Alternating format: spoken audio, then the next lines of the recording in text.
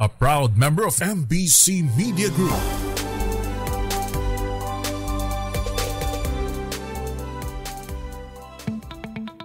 May problema ka ba sa batas? Hihimayin yan ng kumpanyera ng bayan. Attorney Cheryl Adami Molina, si Attorney Cam sa Usapang Legal.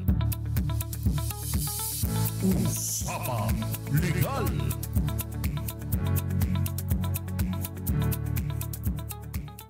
So you better watch out, you better not cry, better not pout, I'm telling you why. Santa Claus is coming to town. He's making a list and checking it twice. Gonna find out who's naughty and nice. Santa Claus is coming to town. He sees you when you're sleeping. He knows when you're awake. He knows if you've been bad or good, so be good for goodness sake. Oh, you better watch out, better not cry, I'm telling you why. Santa Claus is coming to town. Magandang gabi po Luzon, Visayas and Mindanao. Welcome po sa ating programa. Ito na po ang DZRH Usapang Legal. Kasama po syempre ang nag-iisang si Attorney Cam. Para sa DZRH, una sa Pilipinas, una sa Pilipino. Kamusta po kayo? Kayo po ba ay nagmamadali ng umuwi dahil ayaw maipit sa biyahe sa dating ng 31, petsang 1 at saka 2? Balak nyo po bang pumunta sa inyong mga kinalakihan na probinsya? Alam nyo naman po kapag ganitong Semana Santa, ganitong Holy Week, ay hindi pala Holy Week, ganitong Undas, yun, tumama din daw. Ganitong Undas, tayo pong mga magkakamag-anak, nagsasama-sama, pwedeng sa probinsya, very seldom po dito sa Manila. Kasi karamihan po ng nasa probinsya, mahirap po mag-travel dito dahil mahal ang pamasahe. Siyempre yung mga can afford lang, yung mga nakaka-LL, nakakaluwag-luwag, yung mga taga Manila na uuwi po ng probinsya. Tapos syempre, yung iba naman po uuwi ng probinsya para mabisita ang kanilang mga lupa. Yung mga binili pong mga lupa, kamusta naman po yun, di ba? Kasi po, kapag ikaw ay gusto mong mag-retire, di ba? Karamihan sa mga gustong mag-retiro o kaya kumuha ng early retirement, mag-i-invest sila ng lupa dun sa probinsya. Dahil unang-una, number 1, mura po ang lupa.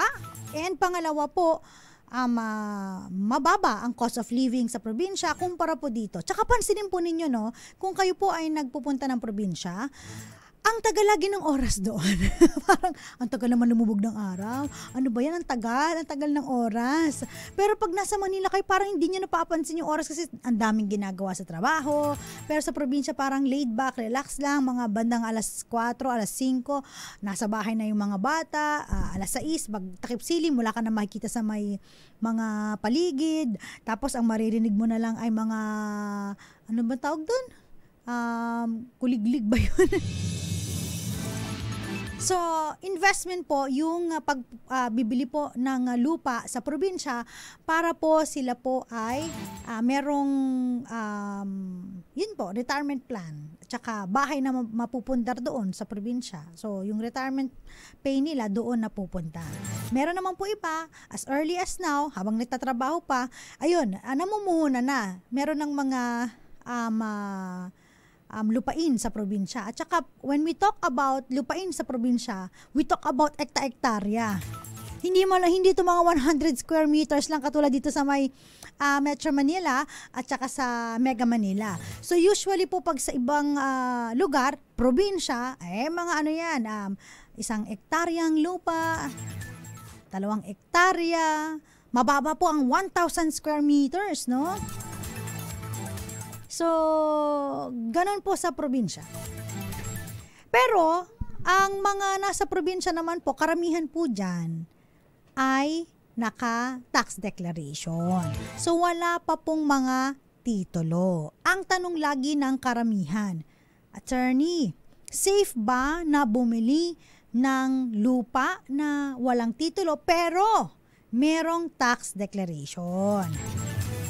Okay, siguro dapat pag-usapan natin ano ba yung konsepto ng tax declaration. Kasi makikita nyo yan, tax declaration, more or less, mga ganyan yan. So walang masyadong technical boundaries yan, technical description. Kasi usually po ang technical description, nandun yan sa title, no? Doon sa ibibigay sa'yo na titulo, no? Whether OP, EP, CLOA, o kaya naman OCT, ganyan.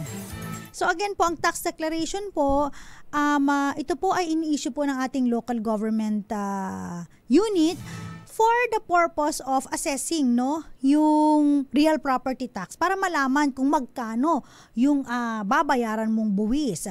Alam naman po ninyo na ang real property taxes po natin, no, diyan po kumukuha ng buwis ang gobyerno at ito po yung isa sa mga income po, no, ng ating mga LGU para naman po magkaroon sila ng fund para sa kanilang operational expenses, no.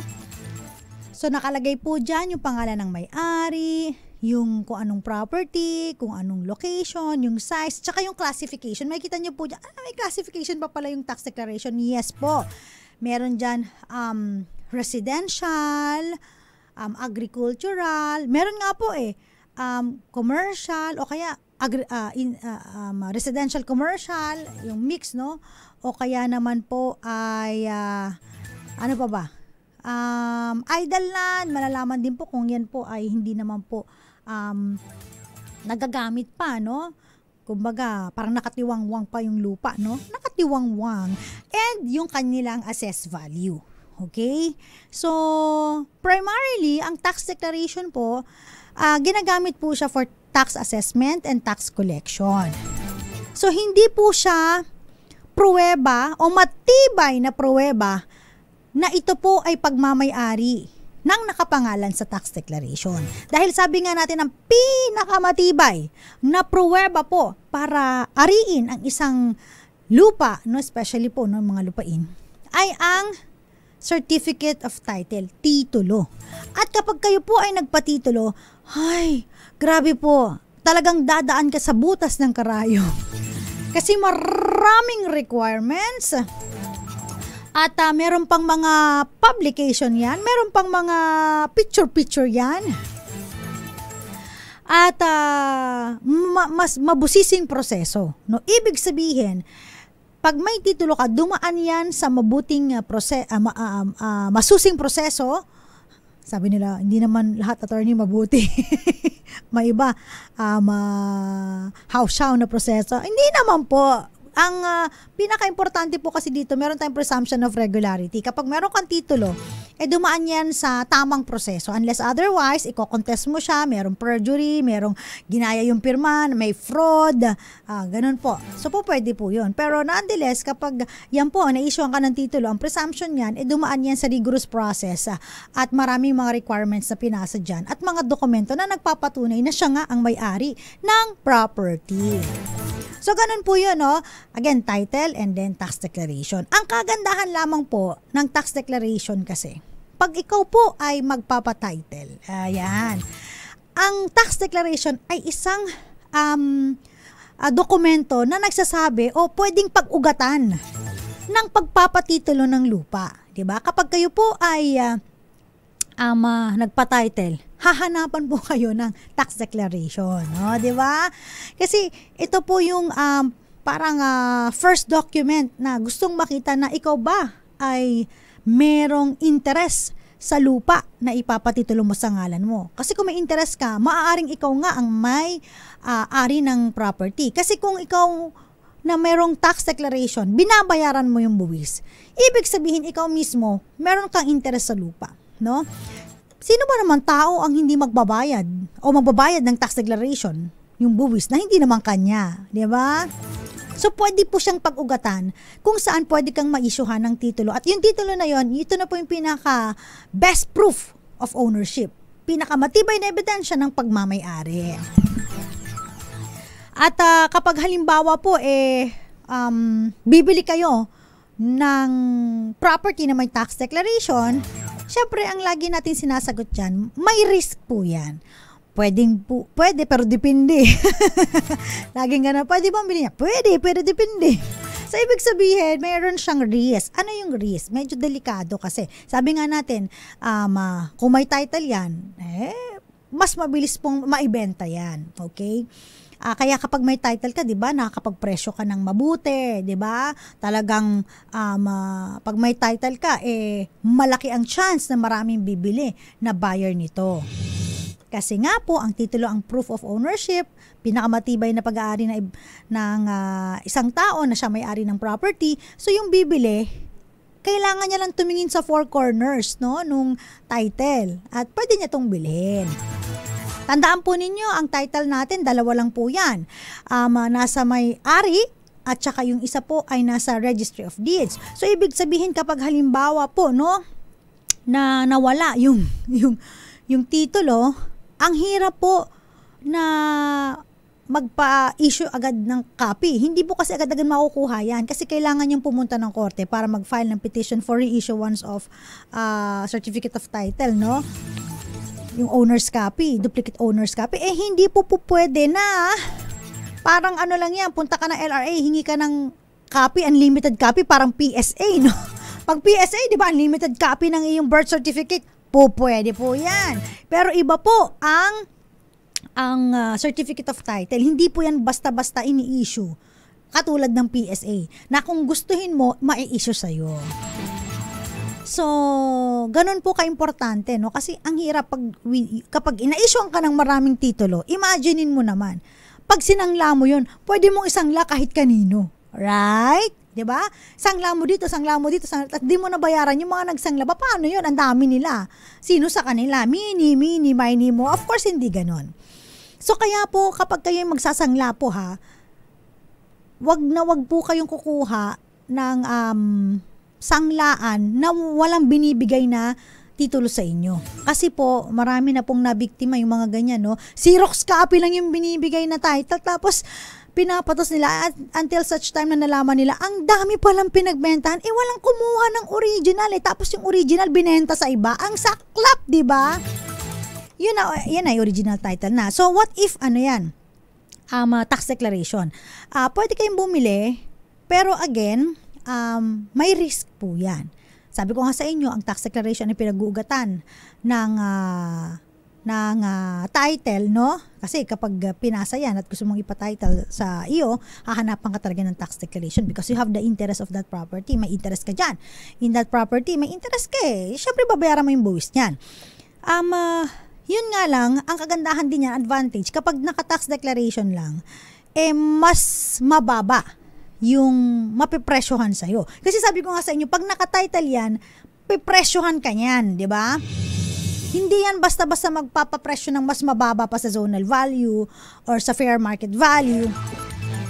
Yung sobrang baba. Kasi po, may title siya eh. Ta-transfer mo na lang sa'yo yan. Pero kung tax declaration, ikaw maglalakad ng mahabang proseso para mapatitle mo yan. Pero, sabi ko nga sa inyo, kagandahan ay ito po ay mas mura. Okay? Ngayon, paano kung halimbawa itong tax declaration na ito, no? Merong nakapagpatitulo pala, no? May mga ganun eh. Sino mananaig? Ako nabili ko yung tax declaration pero siya may titulo. Same property yung pinag-uusapan namin. What to do? Sorry to say, kapag ganun po na may nagpakita ng title, siya po ang papanigan kasi nga sabi ko sa inyo, best proof of ownership yung title. So, ikaw na nakabili ng tax declaration, lugi. Ang recourse mo lang, habulin yung nagbenta sa'yo. Parang double sale ito. Kaso ang binenta sa kanya titulo sa'yo, tax declaration lang. Aray, di ba? So, yun, may risk lang po siya, pero pwede naman bumili. Pero kailangan doble yung pag-iingat po, no? Kasi may mga possible overlapping claims, tapos makikita po ninyo, ito pa, karamihan po sa mga problem sa tax declaration. Bakit daw hindi, pag pinatitle o kaya pag sinukat, bakit hindi? Hindi sukat, hindi tama yung sukat dun sa may tax declaration. Tandaan po ninyo, laging nakalagay dyan, more or less. More or less. Pwedeng mas marami, pwedeng mas onti ng onti, pero hindi naman significant yung bawas. So, hindi nyo po dapat expect na kung anong nakalagay sa tax declaration, yun na talaga yun. Kasi hindi nga doon nakalagay yung pinaka-technical description ng property na binibenta. Kasi po, alam nyo po, kapag halimbawa magpapatitle na kayo, so not only the tax declaration, titignan pa kung meron po yung plan, yung parang subdivision plan, no?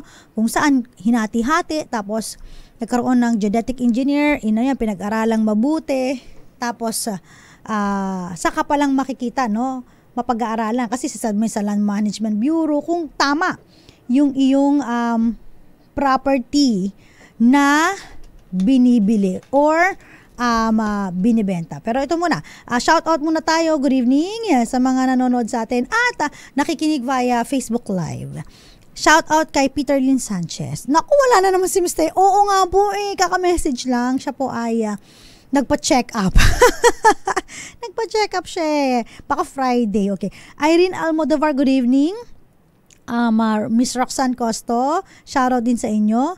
Sa mga nanonood po sa may Kuyapo, Nueva Ecija, magandang gabi. Jerry Sumagaysay, laging present. And Ana Erica Dizon, happy watching po. Malakas kring promo. Isali po kayo dyan ha. Si Elf Schroeder, ayan. Ana Erica Dizon, maraming salamat po sa pagpili. Oy, congratulations po, no, nanalo ta ng 500 pesos. Abangan nyo lang po, isasend namin yung inyong papremyo. Romel Livid, bless midweek po sa lahat. Magandang gabi. And of course, batiin din natin yung mga nanonood sa atin sa DZRH TV 4K live stream. Hanapin nyo lang po kami sa YouTube. Yun po ang aming YouTube account, DZRH TV 4K live stream. Gandang gabi rin po. Shout out kina Papa Will and Nanay Jovita and kay Jay. Diyan nanonood po sa may Sindangan, Zamboanga del Sur. Babalik po tayo. Ilan po muna ang mga paalala. Diyan lamang po kayo. Kasama pa rin po. Ako po si Attorney Cam. Oras po natin, 1 minuto bago sumapit ang 7:00 ng gabi.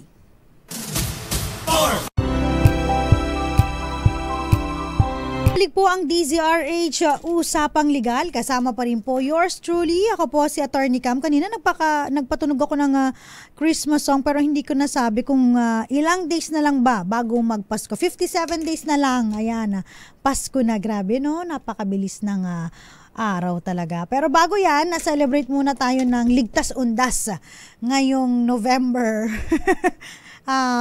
Lapit na ilang tulog na lang, of course. Pero ito, report muna mula kay RH27 Noche Kakasa. 2 overstaying Korean nationals. Annyeonghaseyo.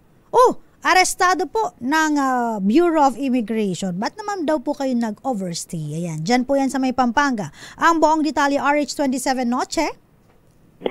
Attorney Cam, inaresto ang 2 Korean national ng Bureau of Immigration matapos madiskobring pasla ang visa nito sa pananatili sa Pilipinas na isang paglabag sa Philippine Immigration Laws.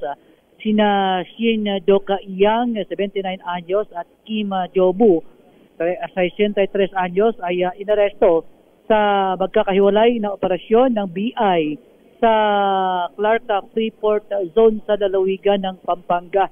Ayon sa BI, overstaying na ang 2 Korean nationals na ngayon ay dadalhin sa BI Warden Facility sa lungsod ng Taguig. Isa sa ilalim ang 2 dayuhan sa deportation proceeding. RH27 at yung DZRH, una sa Pilipinas, una sa Pilipino. Maraming salamat, RH27 Noche Kakas. Balikan natin ating topic ngayon. May kinalaman pa rin po sa mga nagbebenta ng mga lupa na cover po ay tax declaration pero walang titulo. So kanina nasabi na natin, ano ba ang difference po ng tax declaration at saka po ng title. So importante pa rin pag bibili kayo ng mga lupain, doon po kayo sa may-ari ng merong titulo ng lupa, no? Kasi po, sabi ko nga kanina, kapag tax declaration, pwede naman bumili pero meron pong risk, no? Medyo delikado kasi may mga overlapping claims, maaaring yung nagbibigay sa'yo or nagbebenta sa'yo ng tax declaration ay hindi siya mismo ang owner ng property, okay? So, ang pinaka-importante kung bibili kayo ng property na merong tax declaration, again, pwede nga bilhin pero kailangan due diligence po. So, i-check nyo po sa assessor's office. I-verify nyo po kung yung tax declaration ay talagang nakapangalan dun sa nagbebenta sa inyo at i-check nyo rin po kung up to date, no, ang kanyang payments, no? Sabi nga natin kapag hindi nagbabayad ng parang may pusa. Kapag hindi nagbabayad po ng payment sa tax or real property tax, no? Yan po ay of course maaari pong masubasta kung halimbawa po ay mabibigyan kayo ng notice of delinquency, tapos hanggang sa dumating na yun na, no, na auction na ang iyong property. Pero meron pa naman 1 year para i-redeem, no, yung property mo. Okay, ang susunod po, of course, kuha po kayo ng certified true copy ng tax declaration. Now, ang certified true copy of tax declaration, usually po kasi, hindi yan basta-basta binibigay unless yung may-ari ang nagbigay sa'yo. Unless yung may-ari yung kumuha ng certified true copy ng tax declaration. So, ang gagawin mo, pwede kang kumuha ng SPA mula sa may-ari para makakuha ka ng certified true copy. Mamaya kasi yung binibigay niyang tax declaration sa'yo ay cancel na pala. No? Malay mo na ibenta sa iba. So, paano na yan? So, lugi ka, no? At i-check nyo po, no, kung itong particular property ay merong maraming tax declaration. Kasi minsan po, may mga multiple tax declaration, same property, tas minsan naka-mother title, tapos hindi pa nahahati, nagkaroon ng maliit na tax declaration. So yun na, no, parang ang dami ng mga tax declaration doon sa property na yon.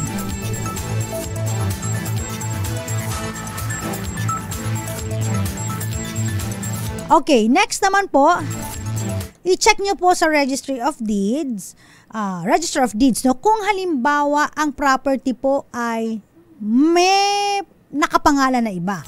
So may mga ganun naka-tax declaration sa iba pero yung property mismo nakapangalan sa ibang tao. May title pala. So ano yun? Different claims, no? So syempre kapag may tax declaration tapos may real property, mananaig.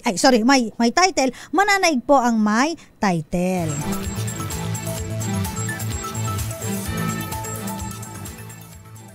Next naman po, syempre i-check mo rin po sa Department of Environment and Natural Resources. Pupunta kayo sa DNR. So i-check mo po kasi kung ang property po ay alienable and disposable at saka ito ba ay nasa public domain pa. Ayan, kasi kung ito po ay nasa public domain pa, so hindi mo ito mapapatitle, no? Ang importante po, dapat makita ninyo na yung property po ay A&D, alienable and disposable. So, yun naman po ang pinaka-importante doon. Para kapag halimbawa ikaw na maglalakad ng title, di mapapatituluhan mo siya kasi nakasecure ka, no, ng certification na this property is alienable and disposable. And then, syempre, pupunta ka dun sa mismong property, i-check mo sino ang possessor. Baka naman yung nagbenta sa'yo ay hindi naman pala naka-possess dun sa property. May iba palang nakatira doon. So, paano na yan? Pag binili mo yon, so hindi mo basta-basta sila mapapaalis doon, no? So, ano yun? Part ng due diligence. So, importante na kapag bibili tayo ng property, we always double check, triple check yung mga ganitong requirements para hindi tayo, sabi nga nila, mabudol. Ang hirap po kapag na-scam tayo or nabudol tayo kasi yung perang ilalabas po natin, alam nyo naman po na galing yan sa dugot pawis ninyo. Pinaghirapan nyo po yan. Hindi yan basta-basta. So, kailangan, pagbibili ng property, maglalabas ng pera, make sure na unang-una, nakipag-transact sa may-ari ng property. Pangalawa, kaliwaan, no? Meron kaming isang lumapit sa atin kung saan bumili ng property, pagkatapos, hindi inabot sa may-ari, inabot sa mga witnesses. Yung witness, inabot doon sa, parang agent ba yun or what? Inabot doon sa anak. Tapos yung anak, inabot doon sa kapatid. Hanggang sa hindi na makita. Sana daw yung pera, nagtuturuan na sila. Bakit sabi ko, hindi niyo po binigay doon sa may-ari, doon sa magulang, no? Kasi daw, tiwala sila doon sa may parang siguro ahente na nagpakilala doon. No, you always transact doon sa may-ari ng property at even if may SPA yun special power of attorney, kung siya ay may power to sell the property, double check doon sa SPA kung meron siyang power to receive payment. Kasi usually po, ang receive ng payment, pagbibigay po ng bayad, wala po yun doon sa nakikipag-transact sa inyo. Laging yun sa may-ari. Unless otherwise, binigyan ng may-ari, no? Yung katransaction nyo na mag-receive ng payment. And hindi naman masama na i-double check ninyo, tawagin nyo may-ari, wag naman puro call lang. Maganda is kayo video call, makita nyo yung mukha nila, no? Kung sila ba talaga ang may-ari ng property, kung tama ba itong taong nakikipag-transact sa kanila. At double check lagi kung halimbawang sila ba ang nakaposisyon doon sa property, no? Ang hirap bumili ng property kahit tax declaration pero iba ang nakaposisyon. So, kung halimbawa kayo ngayon ay magta-travel, papunta ng probinsya para ma-double check ang inyong property, ito isa rin sa pinakamagandang advice na ibibigay ko sa inyo. Pag mayroon kayong mga property lote, ang una nyong gawin, ipa-fence nyo na, no? Bakuran nyo na, di ba? Kung wala ba kayong bahay doon, bakuran nyo na. Ano ba yung mga simpleng bakod lang para makita nila na this property is private. Kung ayaw mo, hindi ka pa kontento sa bakod mo, lagay mo private property. This property is private, di ba? No trespassing. Pero usually, minsan tanda-tanda lang kasi sa probinsya, lalo pa kung ang property po ay ginagamit natin for agricultural purposes. Kumbaga nagtatanim po tayo ng mga puno, tsaka po ng mga fruit-bearing plants, or trees. So, hindi sila naglalagay masyado. Unless otherwise, mag-aalaga ka ng mga baka, kambing. Yan, i-fence mo yung property mo. Pwede po yan. Walang problema dyan. So, yun na yung mga dapat tandaan kung gusto nyo talaga bumili ng property at yung property po ay talagang gustong-gusto nyo yung location pero naka-tax declaration, pwede bumili, may risk nga lang pero at least nasabi ko sa inyo kung ano yung mga dapat nyo gawin kapag kayo po ay bibili ng property na naka-tax declaration lang. And then kung halimbawa, gusto niyo na po siyang ipa-title, di ba? Pwede naman na po. Ay pag-uusapan natin yan na mamaya, no? Kung paano ba magpa-title ng tax declaration ba? Ano ba yung mga kailangan diyan? Okay? And wag kakalimutan again po, kapag kayo po ay nabili po ng mga property, tandaan po ninyo at nag-execute kayo ng deed of absolute sale. Pero namamahalang kayo sa notary, kasi usually po ang notarial fee po ng deed of absolute sale, 1 to 3%. No? Pwede po kayo tumawad, okay lang. Kung namamahalan po kayo, okay lang yan. Basta importante mapanotarize nyo. Kasi ang dami pong mga reklamo ang nangyayari. Nag-deed of sale, hindi po napanotaryo, hindi na makita yung may-ari o kaya namatay na yung may-ari, papaano na ang inyong usapan? Kasi po ang deed of absolute sale, gumastos na rin po kayo, gastosan nyo na yung notarial fee. Ano po? Kasi bakit? Kapag hindi po yan na notaryohan, as if hindi siya naging public document. So hindi bind no sa third parties, no? Kaya importante, parang ano lang yan, kontrata nyo lang dalawa. E paano kung i-deny nung mga heirs niya? 'Di ba? Na wala talagang bentahan kasi karamihan sa mga ganito, ay hindi namin alam 'yung walang bentahan. Tsaka ano yan no, hindi naka-notarize. Kasi pag di naka-notarize, meaning to say kasi kapag nagpa-notaryo po kayo, a-appear po kayo sa notary public. Pag nag-appear po kayo doon, yun ang katunayan na kayong dalawa ay voluntary na pumirma doon sa may doon sa inyong deed of sale. Ano talaga, no? Kayo talaga yun at naiintindihan niyo yun. Kaya para ma-validate na kayo mismo, no? Yung pumirma dun sa document na yun. And ang document na yun, of course, especially, di ba, ang sabi nga sa atin, kapag mga real properties, usually, kailangan po laging naka-notarize yan para po ano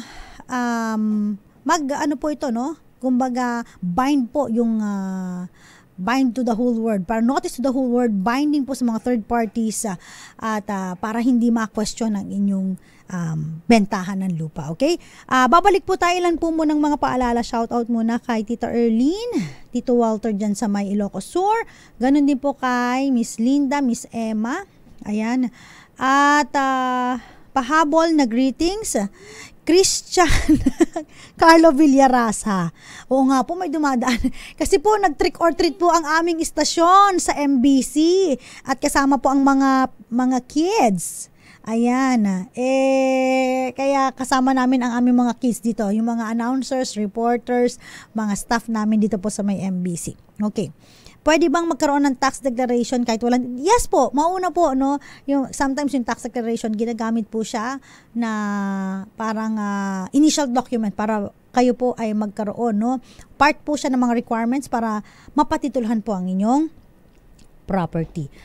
Shout out muna, magandang gabi po, kina Pabol greetings. Vanessa Paet, pleasant evening ma'am, si Jericho Ferrer, na nanonood po sa DZRH usapang legal, na until now matagal na pong nakikinig ha. Opo, ang tagal na po din ng DZRH. Thank you po sa inyong pakikinig. And then nakikinig din po ang Tita Ems. Nakikinig din po ako sa Tita Ems Magazine with Tita Malu Cabral and Noche Cacas. Okay. Hey, bukas sahod na. Yeah, hey.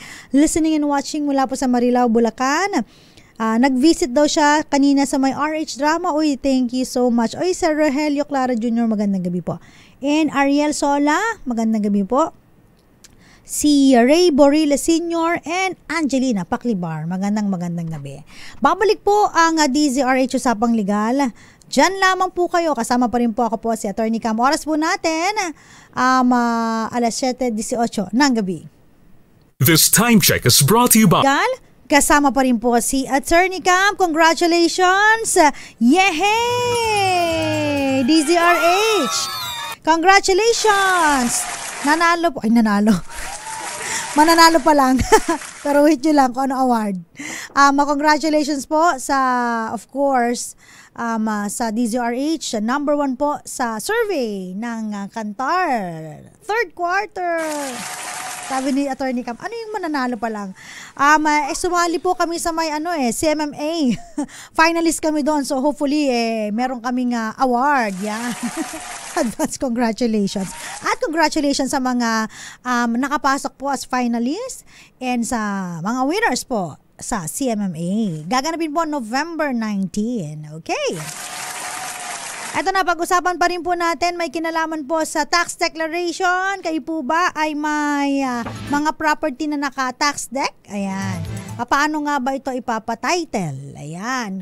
Yung iba po, no, yung mga namana po nila sa kanilang mga magulang, yan, pwede rin po kayong magpa-title, no, using the tax declaration. Sabi ko nga kanina, ang tax declaration, ito po yung pinag-uugatan, no, ng titulo para ikaw po ay mabigyan ng title at masabi mo na ikaw ang may-ari ng naturang lupain o yung property. Kasi po, ang ating best proof of ownership Ano po yun? Ano po yun? Ayan, title.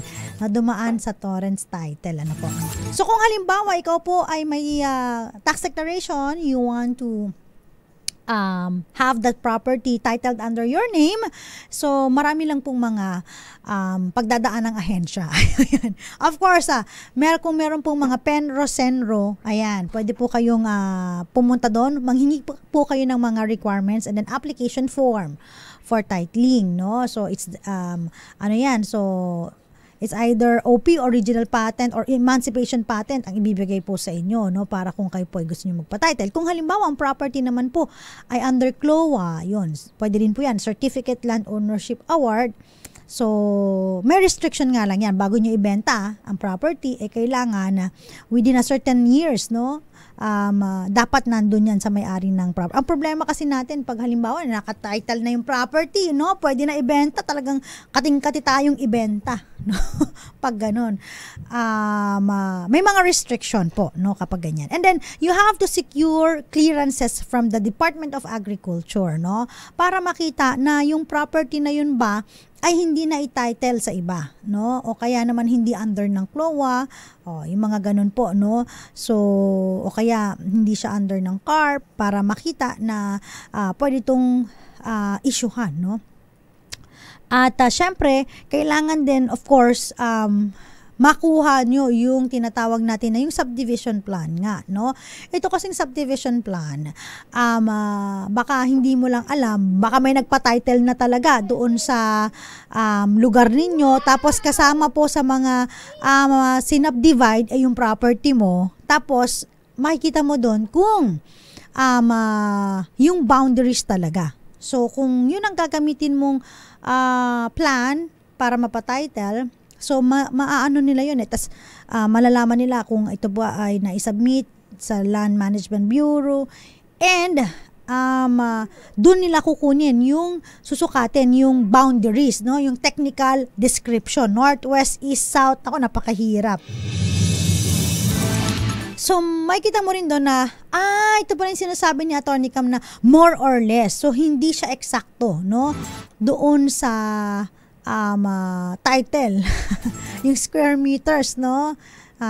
Baka sabihin niyo, bakit gano'n? Ba't nawalan ako ng 30 square meters? Buti sana kung 30 square meters lang. Actually, dun sa probinsya, mga pinaglalabanan niya, nawalan ng 3,000 square meters, nawalan ng 300 square meters, nawalan ng 1,000 square meters. Paano kasi ang labanan dyan, ekta-ektarya? Yun na, kapag subdivide na nila, pinasukat na nila, may lumilit, may lumalaki, no? So, kapag may nagpapasurvey lagi, dapat present kayo dyan. Kapag may mga geodetic na dumadaan, yung may mga malalaking parang camera na may mga parang estante, sisilipin nila yung mga panukat nila, parang camera, basta may lens na bilog. Make sure na dapat present po kayo dyan, ha? To know your boundaries tsaka yung pagmamay-ari ninyo. Importante po yan. And again, physical inspection, kapag kayo po ay balak bumili ng mga tax declaration na lupain, wala pong problema, especially mga kababayan natin abroad, worldwide. Kasi alam naman natin na yung mga kababayan natin nagtatrabaho lang sa ibang bansa, pero gustong bumalik sa Pilipinas. At pagbalik sa Pilipinas, gusto niya, meron siyang nakitang naipundar dun sa pinaghirapan niya. So, bibili yan ng lupa, magpapatayo ng bahay, para kahit papaano doon siya magre-retire kapag siya po ay hindi na nagtatrabaho sa ibang bansa. Mga OFW natin, mga matatalino yung mga yan. Kasi magandang investment po, lupa. Hindi siya nagdi-depreciate, tumataas lang siya. Nag-i-increase yung value taon-taon. Thank you so much. Maraming salamat sa mga nanood sa atin, mga nakinig sa atin sa pamamagitan po ng kanilang talapitan, DZRH 666. At ganun din po sa mga nanood sa atin via social media. Hanapin niyo po ako sa TikTok, ATTYCAM, Attorney Cam. Muli po nakasama po ninyo ako. Ayan, sabi nila, ba't may batang dumadaan? Opo, pasensya na po yung batang dumadaan. Sumali po sa aming trick or treat dito po sa may MBC. At nag-enjoy po lahat ng mga bata dito sa MBC, yung mga anak po ng aming mga kasamahan sa trabaho. Ayan, sa mga sumali po, medyo matagal yung program pero nag-enjoy po ang mga kids. Maraming salamat. Si Sherwin Bata Alfaro po, yung naging host nila. Ayan. Ayan, siya daw po ay magpapaalam na. Maraming salamat muli po, nakasama po. Halika nga dito, ayan, kanina ka pa daan. Sabi nila, sino ba tong bagets na ito? Nakasama po ninyo, ako po si Attorney Cam para sa DZRH, una sa Pilipinas. What will you say? Una sa Pilipino. Ayan, maraming salamat. Thank you so much. Oras po natin, 1 minuto bago sumapit ang 7:30 ng gabi. Susunod na ang usapang pangkalusugan, Lunas at Lunas Extension. Bye! Ang oras na